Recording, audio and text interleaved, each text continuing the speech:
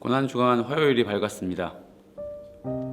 이날에 예수님은 어떤 행보를 보이셨을까요? 여러 일들이 있었습니다.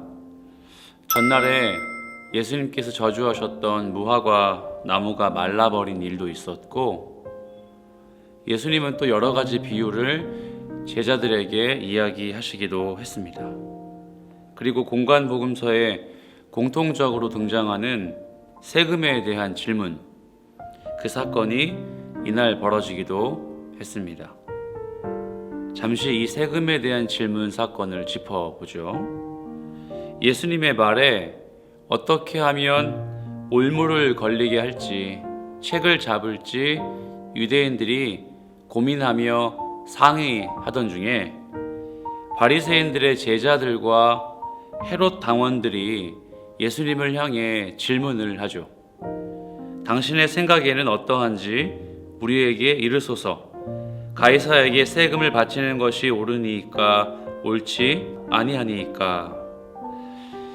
이들이 한 질문의 의도는 어떤 것일까요? 로마의 압제를 받고 있는 유대인들은 가이사에게, 그러니까 로마 당국에 세금을 강제로 바쳐야만 했습니다. 세금이나 공물을 일정량 바쳐야만 했습니다. 제가 한번 정리를 해드린다면, 모든 곡식의 10분의 1 혹은 모든 과일의 5분의 1을 가이사에게 바쳐야 했고, 14살부터 65살까지의 성인은 의무적으로 인두세를 납세해야만 했습니다. 그뿐일까요?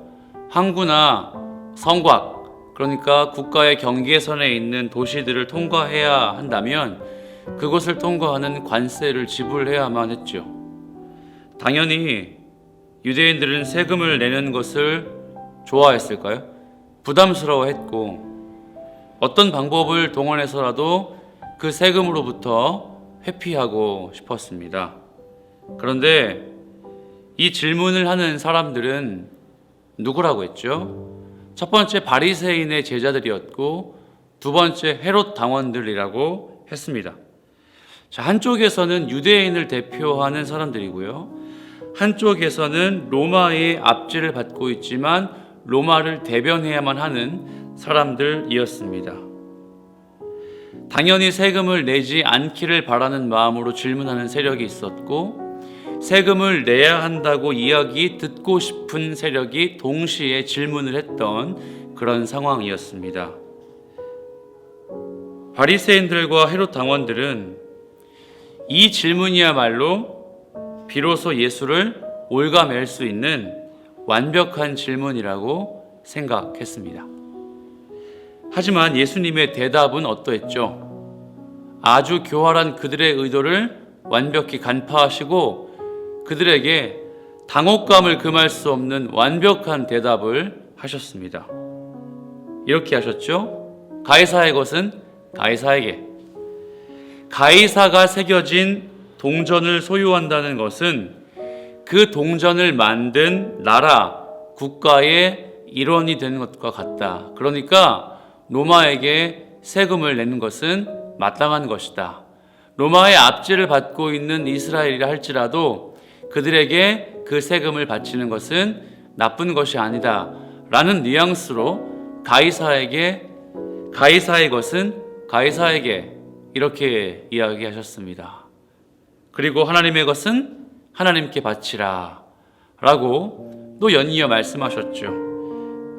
하나님께 속한 것도 하나님께 바쳐야 한다는 동일한 맥락에서 해석할 수 있는 것이죠. 가이사에 속한 것은 가이사에게, 하나님께 해당되는 것은 하나님께 모두 드려야 된다라고 예수님이 말씀하시는 겁니다. 어떤 의미인지 두 가지 정도로 우리가 추격해 볼 수 있을 겁니다. 이 두 가지가 공존할 수 있다는 의미입니다. 무슨 말일까요? 로마의 압제를 받고 있는 이스라엘 백성들이라 할지라도 하나님을 예배할 수 있고 하나님의 주권에 순종할 수 있는 사람이다 라는 것입니다. 그리고 두 번째로 바로 그 중에 그렇게 로마의 압제를 받고 있으며 하나님의 주권 속에 살아가고 있는 유대인들에게는 분명한 우선순위가 있다. 생명을 주관하시고 우리의 삶을 인도하시는 하나님께 속한 자들에게는 반드시 그 우선순위를 조정하고 그 우선순위를 조정한 그 나라, 그 국가, 그 공동체 안에서 살아갈 수 있다는 것을 오늘 예수님은 고난주간 화요일에 많은 사람들에게 그것을 공포하셨습니다. 말씀 한 구절 찾아보죠. 로마서 15장 13절 말씀입니다. 소망의 하나님이 모든 기쁨과 평강을 믿음 안에서 너희에게 충만하게 하사 성령의 능력으로 소망이 넘치게 하시기를 원하노라. 아멘. 자, 이제 윌터 브루그만과 함께하는 사순절 묵상집 가보지 않은 길 함께 우리 읽어가며 오늘 또 화요일에 이 묵상을 통해 승리하시길 축복합니다. 바울이 신실하신 하나님의 약속을 말할 때 우리들이 살고 있는 세상처럼 그도 이 세상이 변덕스러운 속임수와 배신의 세상임을 잘 알고 있었습니다.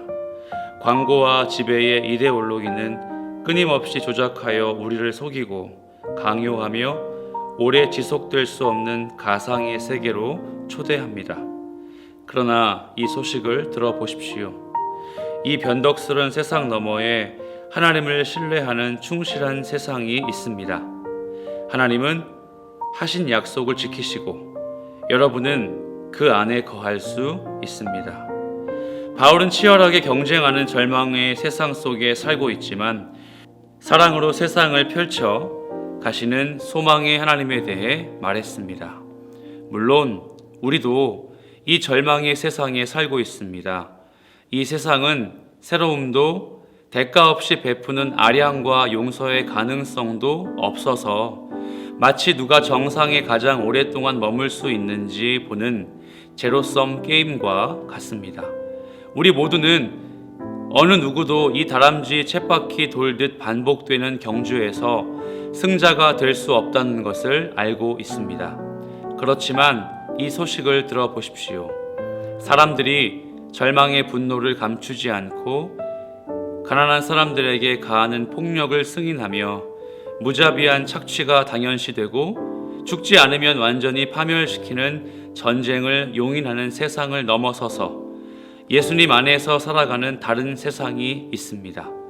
그곳은 인간의 한계를 초월한 신적인 용서가 기초를 이루고 관용에 의해 유지되는 새로운 선물들과 신선한 출발이 가능한 세상입니다. 그 세상은 예수님 안에서 살아가는 우리 가운데에서 시작됩니다. 바울은 두려움과 불안으로 가득하여 서로를 밀쳐내는 배타적인 세상 속에 살고 있지만 서로를 환대하는 공동체를 꿈꿨습니다. 물론 우리도 이 배타적인 세상에 살고 있습니다. 그곳은 희망의 가능성들과 자원들의 접근을 막는 울타리가 둘러쳐져 있습니다. 혜택을 받는 이들이나 약삭 빠른 사람들을 제외하고 모두가 언제 어디에서 경계선 밖으로 내몰릴지 불안 속에 남겨집니다. 하지만 여기 새로운 소식을 들어보십시오. 배타적인 세상 너머에 서로를 위협 또는 경쟁의 대상이 아닌 인생의 순례길에서 만난 동료로 바라보는 환대의 세상이 있습니다.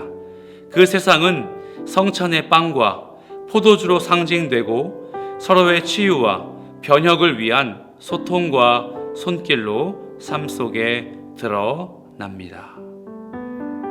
모든 소망의 하나님, 우리는 배반과 절망과 배제와 갈등의 세상을 너무 잘 알고 있습니다. 우리로 하여금 주를 신뢰하고 따르면서 진리와 소망과 환영과 조화를 위한 대안적 세상으로 들어가 살게 하옵소서. 예수님의 이름으로 기도합니다. 아멘.